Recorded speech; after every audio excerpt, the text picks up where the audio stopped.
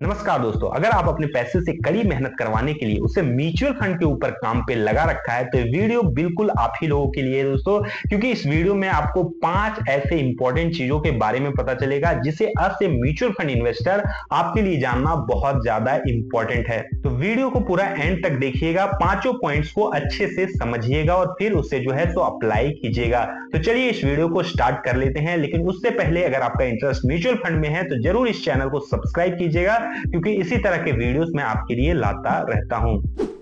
तो दोस्तों, जब भी हम लोग म्यूचुअल फंड में इन्वेस्टमेंट स्टार्ट करते हैं तो हम बहुत ज्यादा ओवर एक्साइटेड और ओवर मोटिवेटेड रहते हैं दोस्तों, जिसकी वजह से अपना जो एसआईपी अमाउंट है वो सोच समझ के नहीं चूज करते हैं। शुरुआत में जो है सो एसआईपी अमाउंट ज्यादा रख लेते हैं और फिर उसे मेंटेन नहीं कर पाते हैं और उसे जो है स्किप करते हैं दोस्तों। अब एसआईपी को स्किप करना एक बहुत ही गलत आदत है म्यूचुअल फंड इन्वेस्टिंग में, क्योंकि ये जो है सो आपके कंपाउंडिंग के साथ खिलवाड़ कर देता है और इसका असर आपको लॉन्ग टर्म जो है रिटर्न्स में देखने को मिलेगा और एक भारी नुकसान आपको झेलना पड़ सकता है। इसलिए आप अपना एसआईपी अमाउंट उतना ही रखो जितना आप बहुत ही आसानी से मेंटेन कर सको। अब फिर जो है आपका इनकम बढ़ता है तो आप अपना एसआईपी अमाउंट को बढ़ा दो, बड़ी ही आसानी से आप उसे एडिट कर पाते हो, या फिर जो है एक नए म्यूचुअल फंड स्कीम में एक नया एसआईपी स्टार्ट कर दो। लेकिन शुरुआत में जब आपकी इनकम कम है तो एसआईपी अमाउंट कम ही रखो।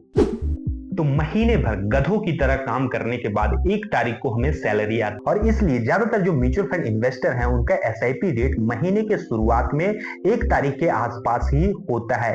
लेकिन क्या आपको पता है दोस्तों कि अगर आप अपने जो है एसआईपी रेट को महीने के एंड में रखोगे तो आपको म्यूचुअल फंड थोड़ा सस्ता मिलता है, जिसकी वजह से आपका रिटर्न जो है सो बढ़ सकता है। अब इसका बड़ा सीधा सा कारण है दोस्तों, मार्केट का बहुत सिंपल सा नियम है कि बायर्स ज्यादा रहेंगे तो ऑटोमेटिकली जो है सो प्राइस ज्यादा हो जाएगा, बायर्स कम रहेंगे तो प्राइस कम हो जाएगा। तो अगर आप अपने पैसे को महीने के एंड तक बचा कर रख सकते हो तो जरूर आप अपने एसआईपी को महीने के एंड डेट पे ही चूज करना, जैसा कि मैंने अपने एसआईपी को महीने के 28 तारीख को चूज करके रखा है।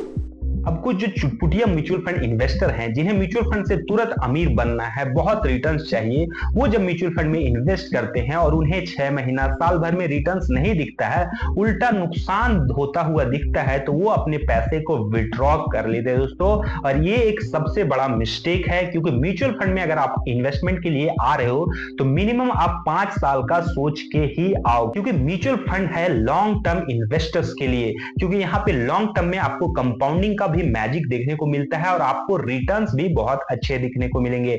1-2 साल में हो सकता है आपका रिटर्न्स नेगेटिव में भी देखने को मिले पॉजिटिव की जगह। तो यहाँ पे आप जब आओ तो लॉन्ग टर्म विजन के साथ जरूर आना। आपके पैसे का सबसे बड़ा दुश्मन कौन है?